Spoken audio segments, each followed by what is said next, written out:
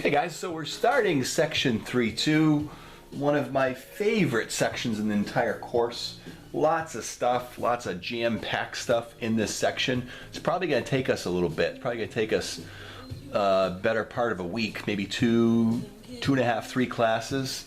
But you know, one of the reasons I like it, and I think that you guys will like it, is it brings us back to Algebra 1. Okay, I'm going to try to use a marker. This marker is probably too thick. I need to get some other markers because I know the pen's probably hard for you guys to see. That's probably a lot easier for you guys to see. So we're going to go through the notes, and there can be some other parts that we have where I'm going to be asking you to take your own notes, okay? So it says a regression line is a line that describes how a response variable, y, changes as an explanatory variable, x, changes. So it's like a line in slope-intercept form. That's really what it is. This takes us right back to Algebra 1.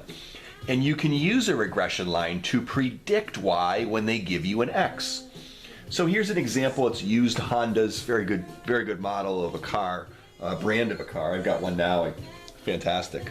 Okay, it's a good brand. It lasts for a long time. I don't think it's made here anymore. I think it's made overseas. But I'll tell you what, they're very durable. So it says the following data shows the number of miles driven and advertised price for 11 used Honda CR-Vs from the 2002-2006 model years. The scatter plot below shows a strong negative linear association between the number of miles and advertised cost. The correlation is negative 0.874. The line on the plot is the regression line for predicting advertised price based on the number of sales. So I put up here, does this make sense? Does this make sense to you? Does this make sense that as you go up in the thousands of miles driven, that the car cost goes down? To me, that makes a lot of sense, okay? You know, the more miles on a car, the less it's going to be worth. So it's a classic case of negative association. And we would say it's linear because we could make a line to predict, and that's the predicting line. It's kind of like algebra, okay? It's kind of like algebra. What are we doing?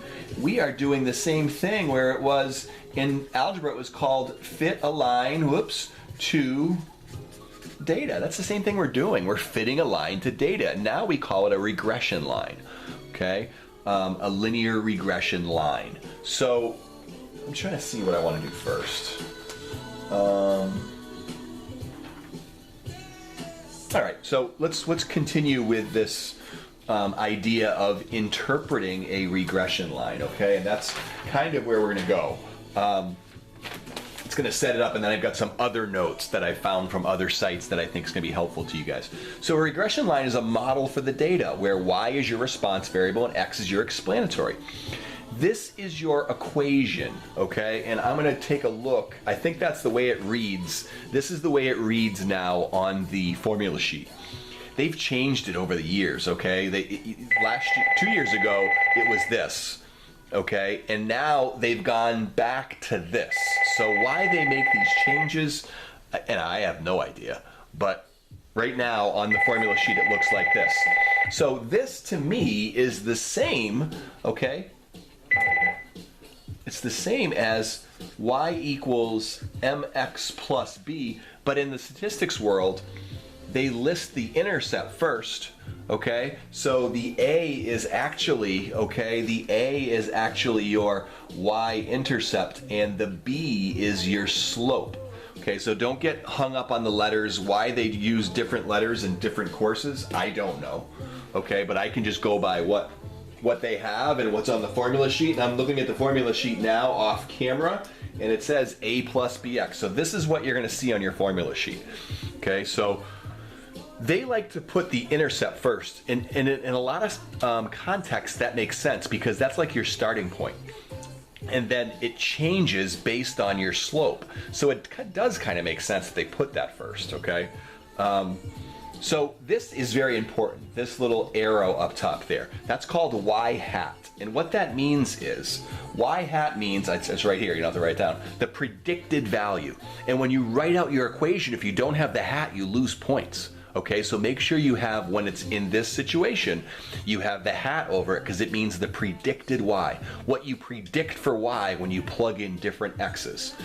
So this says formula on the exam, you can cross that off. This is the formula on the exam. They went back to that. So these notes are off by a couple, you know, I probably should go back and edit them, but you have what's important. That's the one that's important, okay? Now, you can't say how important a relationship is by just looking at the slope of the regression line, okay? There's more to it. You have to, a graph is helpful. And we can look here. Here is your regression equation. Now there's two ways you can do this, okay? You can write it as y hat equals the numbers. And if you do that, what you have to do, and they haven't done here, okay? But you'd have to write where x is the number of 1,000 miles driven and y is the predicted cost, okay? So this is okay if they ask you for an equation of a regression line, or you can put the words in and take the variables out, but you would have to have predicted price equals this, okay? You have to have the hat, even if it's in words. You have to have the hat. You have to tell them what you're doing. We're predicting the price based on the number of miles. We're predicting the y based on the x. So if you, on a quiz or a test, if you put this down, you would get full credit. Or if you put the equation down and then you said what x and y were, you would get full credit, okay? So here it says problem, identify the slope and y-intercept of the regression line. We're gonna get back to that, okay? So we can use the y hat to predict for a certain x value. The accuracy depends on how much the data scatters, okay? The more that things are closer together, the better prediction you're gonna get. If you had a graph where the dots weren't close together and you were trying to use this to predict and your line's in the middle, it's probably not gonna be a great predictor, okay? I don't know how linear those dots are, okay? But these dots are linear, they follow a pattern. You might think that that one there looks like an outlier. We're gonna talk about what outliers really are in this chapter later in section 3.2. Okay, but when we look at it, okay, I would look at that and say it's going to be linear. So I'm going to pause this for 1 second, okay, and I'll be right back.